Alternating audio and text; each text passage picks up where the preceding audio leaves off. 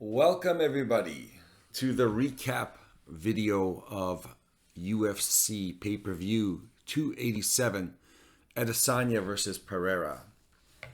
Was a interesting fight card. We did pretty good. I think looking on the internet, there's a lot of people that did pretty bad. Actually got destroyed. But the fight we picked were pretty good. I think we were actually I've if you've noticed, I've got a different angle here. I kind of off to the side, and I've got my board up kind of visually to be seen like throughout the video.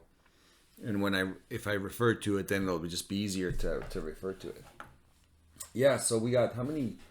We got 1, 2, 3, 4, 5, 6, 7, 8, 9, right? And basically we got 1, 2, 3 wrong. 3 or 4, it depends how you want to, because we've got a couple different ways to bet it. We were picking the people we thought we were going to bet on to win the fight, and then we picked the people that had a really good probability of an upset, and since they were the underdogs, it would have been a better bet to actually go with the underdog. So yeah, pretty much 3 wrong, 9 right. That's pretty good, actually, you know, considering. I was watching people on the internet, a lot of them just got destroyed. What happens, but apparently it happens to them all the time. Just kidding. So we'll go over the fights. Real quick, the first fight that we're going to go over is Jacqueline Amorim versus Sam Hughes. Jacqueline Amorim was a newcomer. This was her first fight in the UFC. One thing, after the weigh-ins, I saw Sam Hughes. Sam Hughes looked really good, really solid. I'm there like, well, you know, this Jacqueline Amorim not only had her first fight, I realized that where I'd put her on the board was at the second fight at the 59%. And I realized my rule was have the women MMA on the bottom legs because they're so unpredictable. So what I did is actually, after I saw the weigh-ins and I saw Sam Hughes looking really good, I was still going to pick Amorim. But then I just moved her. What I moved her is in front of Watterson here, because that's where she should have been, because that's what I'm doing from now on, is doing the women's MMA at the last legs of the parlay, just because they are the most unpredictable. And as we've seen before, crazy things have happened. So we moved Amarin there, and that actually worked out, because we ended up, after that move, we ended up hitting 1, 2, 3, 4, 5 parts, 5 legs to our parlay were hit. So that was a really good move, and I did that after the weigh-ins. Unfortunately, I have not had time to do a show or a weigh-in show, because the weigh-ins do make a difference in my picks, because once you see the people and how they look on the scales, and if they look drained, if they look like they have a bad weight cut, and a lot of times you also see if their stats are the same, because as we've seen in other fights, how tall they say they are and how tall they look compared to the other fighters, 2 different things. And there's up to like 3-inch height differences in other fights that we've picked, and it was pretty obvious when they stood next to each other exactly how tall they were. And I noticed some discrepancies here as well. So Amarin, going over the fight, Amarin, we are expecting her to win.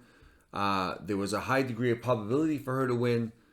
You know, she's been untested in this category or this level of competition in the UFC. She's been able to plow through her opponents. First round finishes, I think, almost every single fight. We expected her to win, but it didn't quite work out. Well, it was working out. She had 3 good chokes put on Sam Hughes in the first round. Chokes that were sunk in, under the neck. Her hands were behind her head, and Sam Hughes gutted it out and managed to stay calm, reach over, grab her hand, pull her hands down, and I thought it was over like 3 times. But to Sam Hughes' credit, she fought it off and she survived. And once she went into the second round, Amarin looked like a bag of farts. She didn't look good. She looked like she drained her tank. I mean, the first thing she did in the second round was when she was confronted with Sam Hughes, is she tried to fall down and pull guard. And Sam Hughes was not having any of it. She made her stand up. So right at that point, I'm like, this fight, apart from a miracle Hail Mary, could very well be over. And I mean, the miracle is still there because Amarin is such a good submission artist. Obviously, the chokes weren't working for her, and Sam Hughes showed that if you can gut it out and you're strong enough and you're calm enough, you can fight out of this. And I guess it also shows that Amarin maybe doesn't have as tight a squeeze as we think. Obviously, Sam Hughes was able to grab her hand and pull it away. Something that she's got to work on. But unfortunately, it didn't work out, and that was bad. I think everybody and his dog had Amarin to win.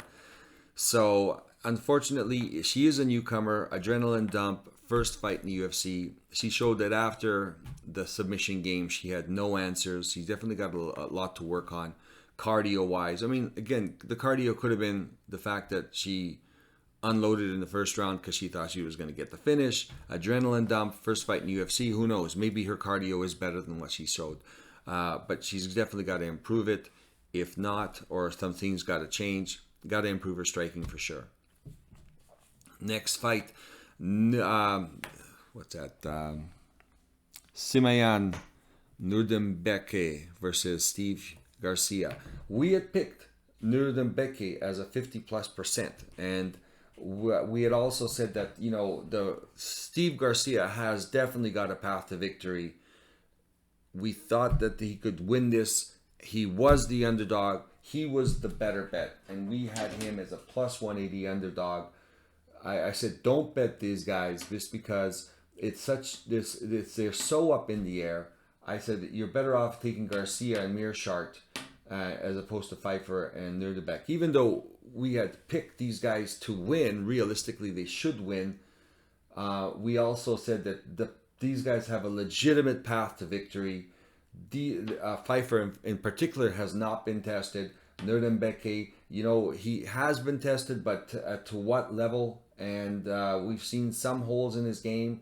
Garcia, he's got holes in his game, but he's also got that dog in him where he goes after you in the first round and just has a killer instinct. So as we saw in the fight, Nurdenbeke, sure enough, knocked down Garcia and almost had him out. But instead of letting them get back up, or she just started to playing the ground game, I guess, to submit him. He just maybe should have approached it differently. Garcia, to his credit, does recover quickly. You know what? I said in the first show that Garcia is chinny, but then I said I can't really call him chinny, and that's the thing is he's not chinny, but he cannot take a really super hard shot. It affects him. He gets knocked down. He gets rattled.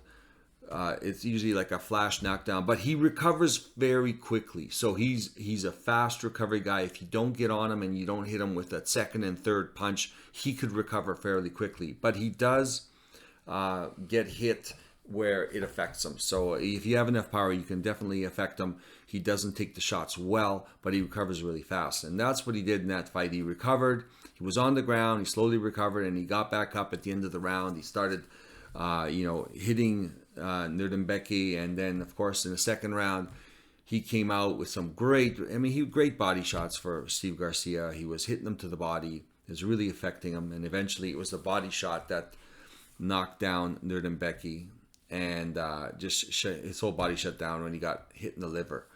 So Steve Garcia did win. He was the underdog play. It paid out good money, so it was a good pick. So very happy with that. With Pfeiffer, I mean, we had picked Mearshart and Pfeiffer just to skip to that fight. And it was just with a minus 200 on Pfeiffer, it just wasn't worth it where he was at and how battle tested he was. We know Meerschaert's battle tested. And watching that fight, Meerschaert was winning the first round. I mean, he got hit only one time in the first round where it looked, he with one hard before the final knockout, that is. He got hit one time. Meerschaert was out kicking him, out striking him. Meerschaert, we wanted to get him to the later rounds. That's when he does his best work. That's when people slip up and get tired. That's when he can submit him or knock him out.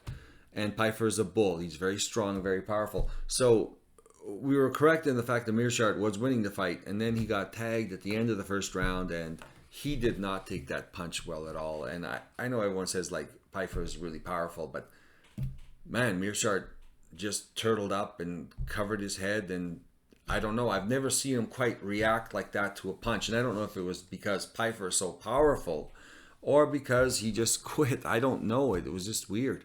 It was just weird because he is a ground guy. I expected him to be on the ground, being able to defend enough while he recovers rather than just turtle up like that. I was a little disappointed, but I mean, I'm not in there. I don't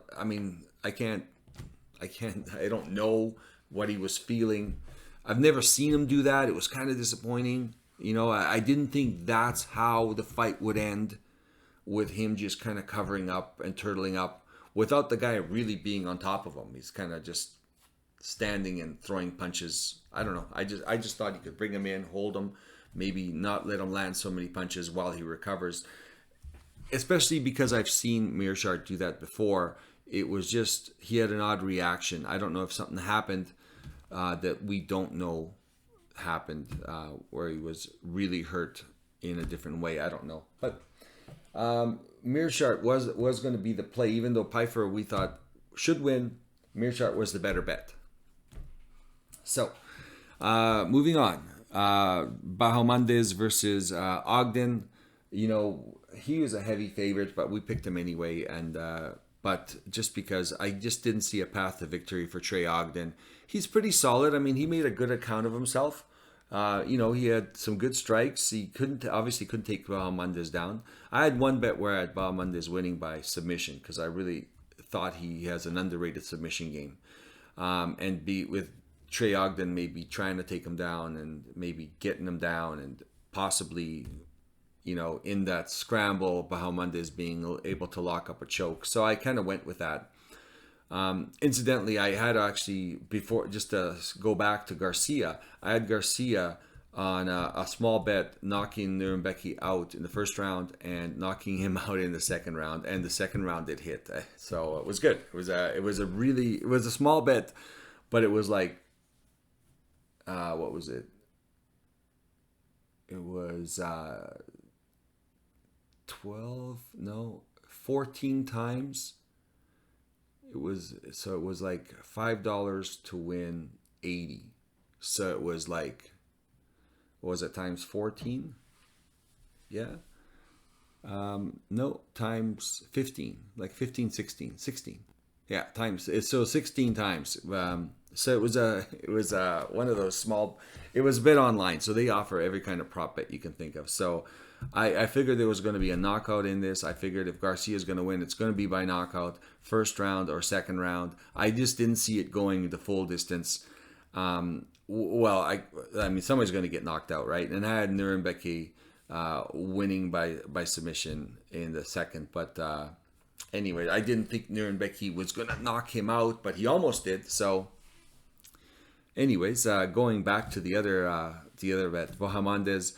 Great body strikes, lots of good kicks, low kicks, body kicks, every kind of kicks, good jab, stayed on his feet, stayed away, he kept distance.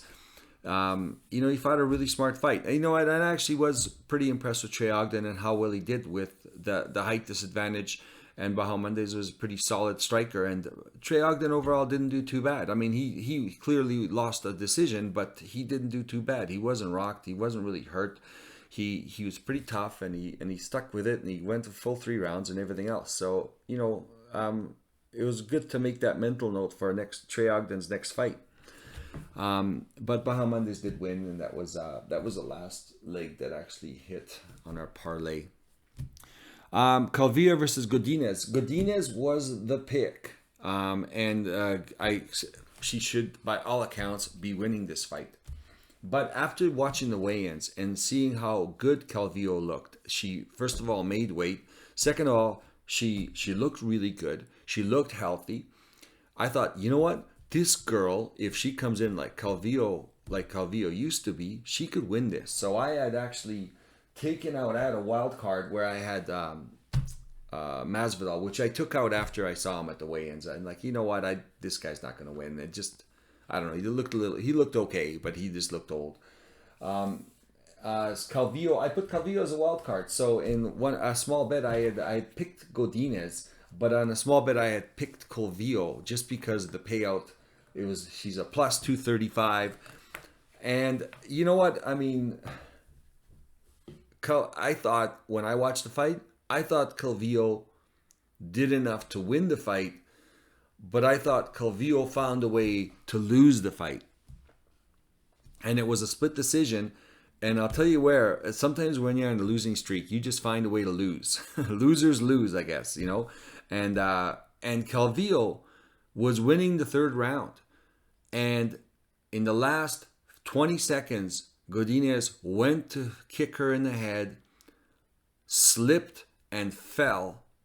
And Calvillo, by the way, was the only person to take somebody down in this fight. So Calvillo went to kind of jump on her and hesitate a little bit. And when Godinez got up, they were literally body to body. And at that split second, Godinez grabbed her and then slid around her back and got her to the ground for just 5 seconds, 6 seconds. And then Calvillo slowly got back up. And that's what lost her the fight right there. That last takedown in the last 20 seconds, that one mistake, that hesitation, like either you're in or you're out. Either you're going to be fully out or fully in. She stepped in just far enough for Lupi to get up and finally take her down. And otherwise, Lupi wasn't coming close to taking her down. And that split second right there lost her the fight in that split decision. I really believe that was the last thing in the judges, is her taking her down, and Lupi won the split decision. I believe that if she did not slip and fall, I think Calvillo would have won this split decision. So it was a good fight. I actually thought Calvillo still won it, but it seems like sometimes they just find a way to lose. Anyways, moving on. We already went over the Meerschaert fight for fight. Next on the list, we kind of jumped order there.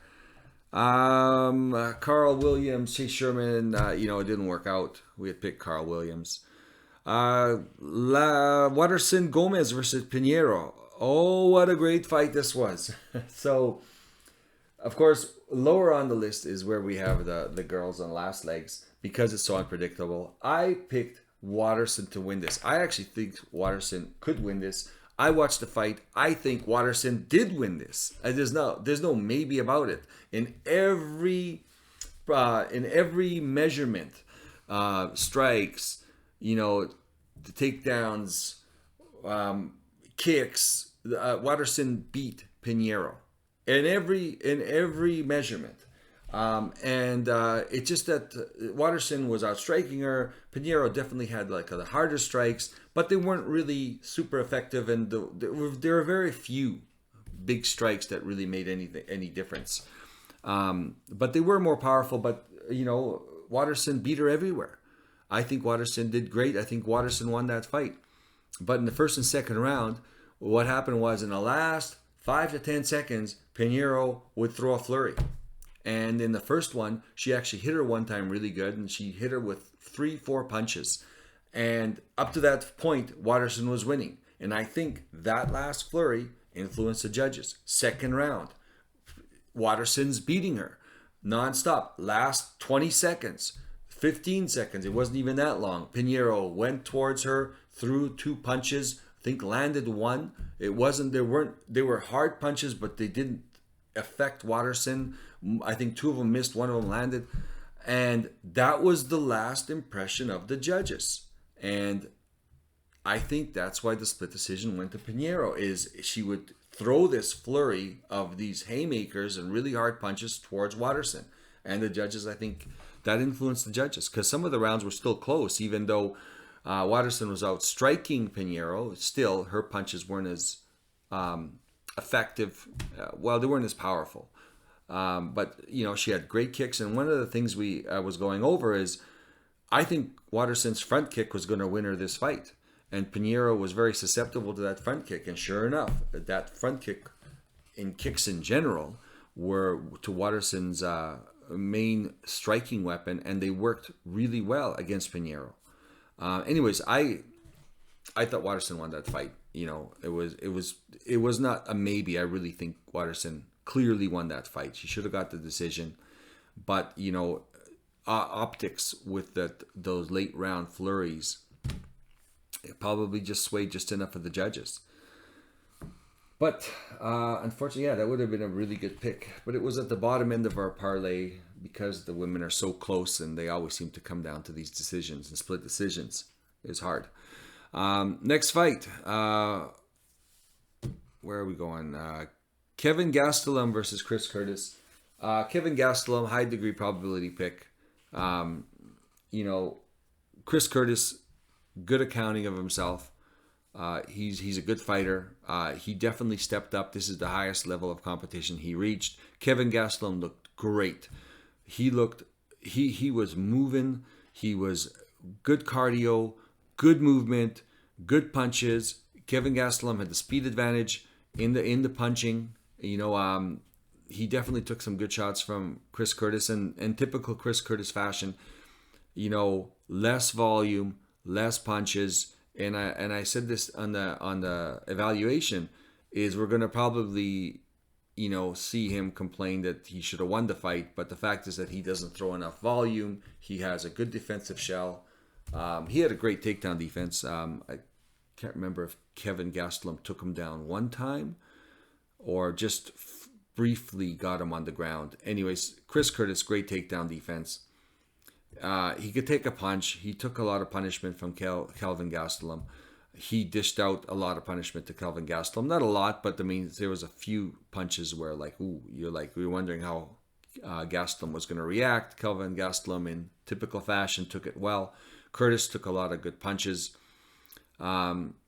He looked good, but again, expected Kelvin Gastelum to outwork him, and Kelvin Gastelum outworked him.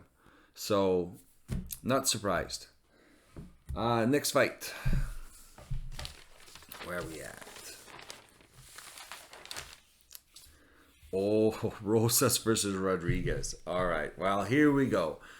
I had said in my evaluation, I really like this kid, Christian Rodriguez. I like him, and I'm just knew he was going to be underappreciated and undervalued. And I saw him in his previous fights. He looked like he really had a lot of talent that wasn't being noticed. I said, everywhere else, I probably would have picked this guy. But just Raul Rosas has phenomenal submissions, big gas tank. I'm expecting him to kind of pull it through. And I was kind of counting on Rosas really dominating it in the first round. And this is how it played out. Rosas kept going after Rodriguez in the first round and after him. And I think he had like 3 submission attempts where he had him in a choke. And Rodriguez stayed calm, fought off the choke. Kind of like the other fight with Sam Hughes. Fought off the choke. And Rosas thought he was so close, so he kept going and trying to take him down, and took him down and got his back and kept going after that choke. And again, Rosas blew his load right there. I mean, he got tired after that. After the first round, he never looked the same. He never had the same level of intensity. And Christian Rodriguez just stayed calm, had the guy wear himself out trying to submit him, and even when he got under the neck, Christian Rosas managed to get his arm and stop the choke, and to his credit. And this is why I was so high on Christian Rodriguez, because I know he fought another really good submission guy. I think Pierce.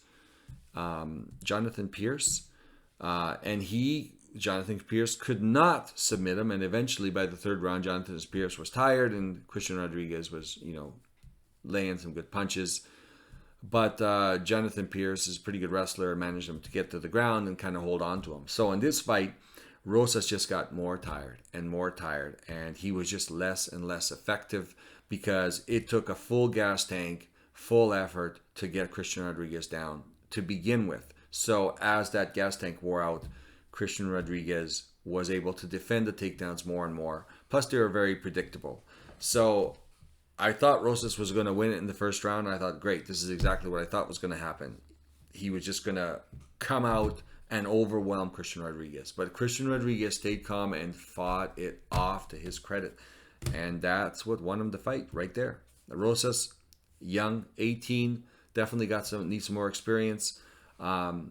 He's probably should have maybe laid off a little bit where he didn't have to. But, the guy thought he was going to submit him, and he looked like he was going to submit him. So, unfortunately, fortunately for us, Rosas was at the bottom, right next to where the women are, because I put him lower on that level. Why? Because Christian Rodriguez was still on my mind, and I thought he was still able to, make this close if he doesn't get submitted in the first round. Which I thought he would get submitted in the first round because Rosas just looked like a killer in the first round. But he didn't. But good for us that it was in the last legs of the parlay, so it didn't affect... it affected the bottom end of it, but we ended up making some pretty good money. We got our money back with the first 5 legs.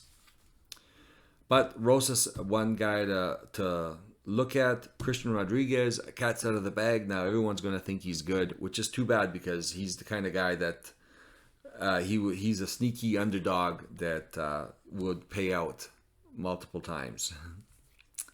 Next fight. Kevin Holland versus Santiago Ponzinibbio.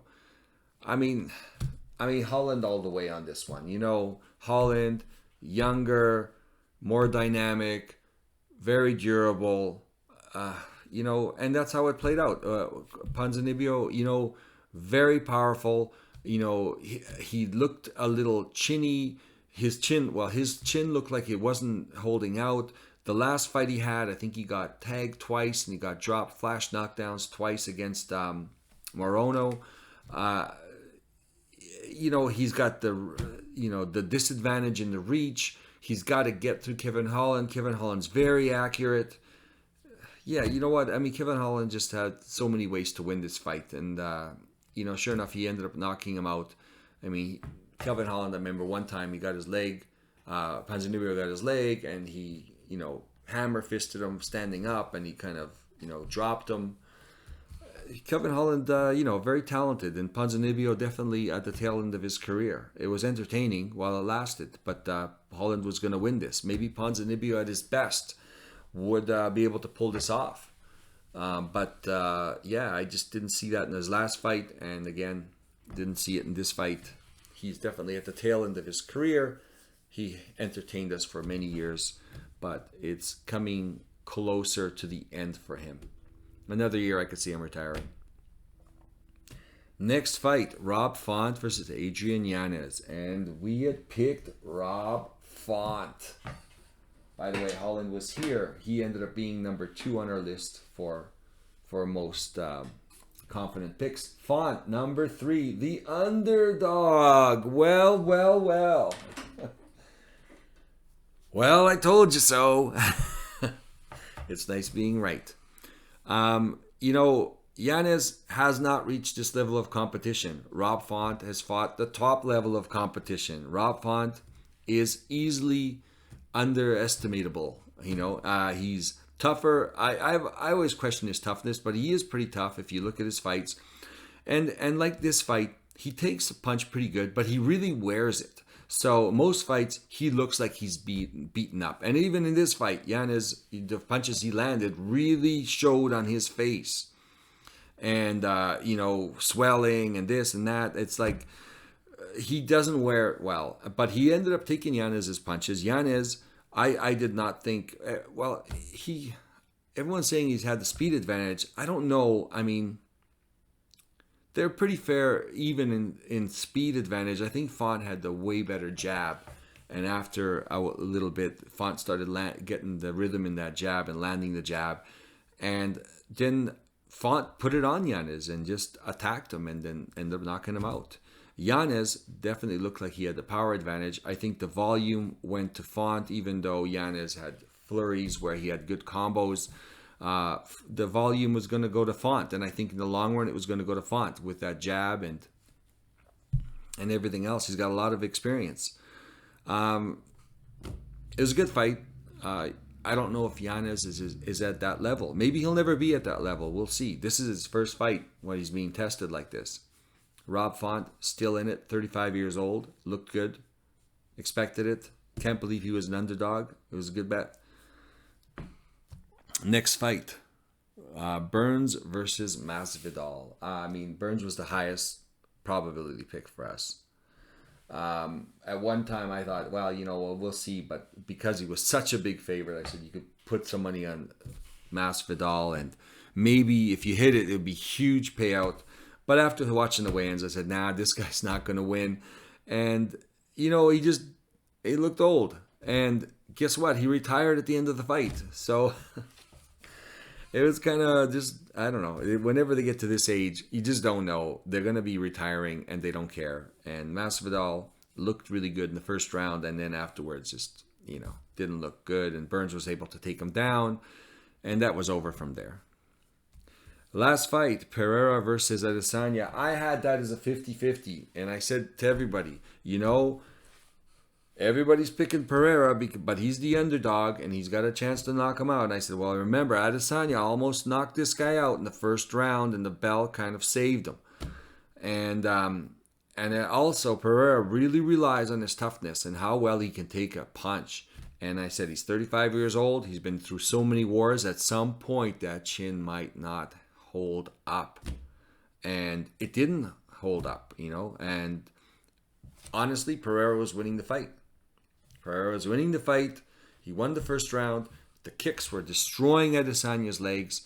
And Pereira kept marching him forward, was not scared, which is fine because he's tough. I think he can take a better shot than Adesanya, but it's hard to hit Adesanya clean. Adesanya probably has an easier time hitting Pereira clean. And going into the second round, Pereira, once he started hitting Adesanya looked like he was hurt. And Pereira rushed it and went in there, just guns a-blazing, not even thinking about defense. And Adesanya waited, and he clocked him. And he hit him with a overhand right. And his head snapped back. And like the Terminator, you see his head snap back, and he snapped right back to fight. Took the shot, and right at that very next second, Adesanya had an overhand, hit him in the temple. So Pereira is tough, but Adesanya intelligently hit him twice with a right hand, like in succession. And the second one put the lights out. And he put the lights out bad. He was out before he hit the ground, and Adesanya hit him with one more hammer fist, but he was out. And you've never seen Pereira knocked out like this. Now, this could be the start of many things. Maybe he can't take a punch after this as well as he has. And to his credit, he took the first punch and he came back fully aware, ready to fight. But quickly, Adesanya being fast, threw another punch, hit him in the temple, put him out. This is why I said it was a true 50-50.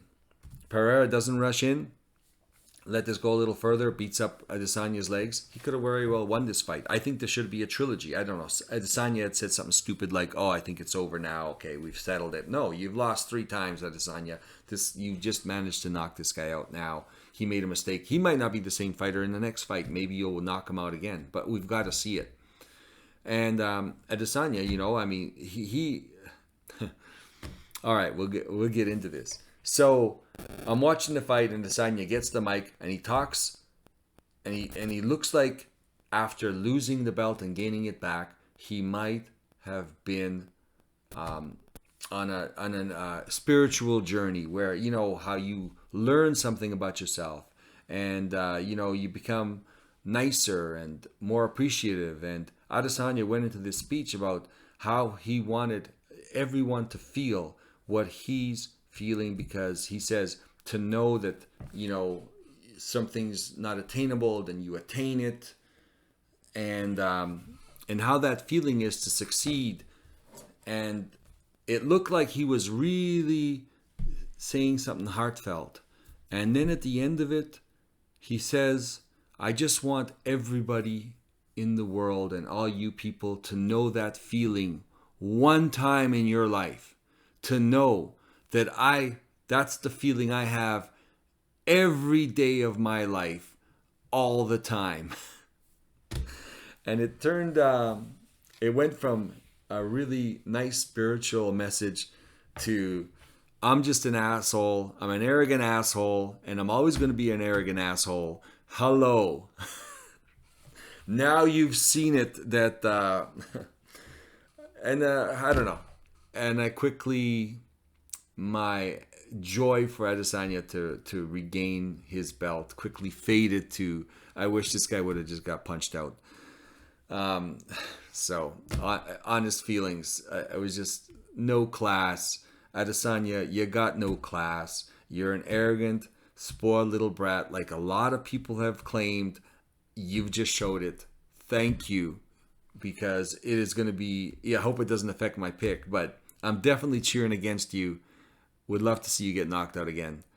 And then on top of that, then he went over to the side of the cage and he did that pretend knockout. And I didn't know who he was doing it to. I only found out later it was Pereira's kids. And apparently it was because Pereira's kid was mocking him, I don't know, 10 years ago. 10 years ago. Or something like that. And he went out of his way to go mock him. And I thought, you're just a big child. You're just a big child. I mean, you're still thinking about that? You're that frivolous? You're that shallow? Anyways, I don't want to rant on too much. I was actually cheering for Adesanya. It would have, just for him to get it back, it would have been a good outcome. Good to see him get it back. You hate to see somebody lose 4 times. Again, being human and a decent human, that's what I was thinking. But after realizing what an asshole Adesanya really is, that he probably didn't deserve to win this fight because he's just such an asshole. Say straight up. So, I'm going to hope that he just gets knocked out next time. Anyways, overall, we did pretty good. A lot of good picks. A lot of people on the internet complaining things were going wrong. I don't know. We didn't do too bad. It was good. It was a good pick. But still working on the next fights. I want to try to get it out tomorrow. I'm halfway through it. Hopefully we get it all out tomorrow. Thank you very much for joining me, everybody. Don't forget to hit like, please. If you enjoy the content, hit like, hit subscribe. Remember, subscribe does not cost you any money, but you will get notifications if you want them for the next show. Plus, it helps me in the algorithm. I really would appreciate it. Thank you very much. Oh, and by the way, I got Buy Me a Coffee on the bottom. Feel free. Love coffee. Thanks, everybody. Talk to you in the next one.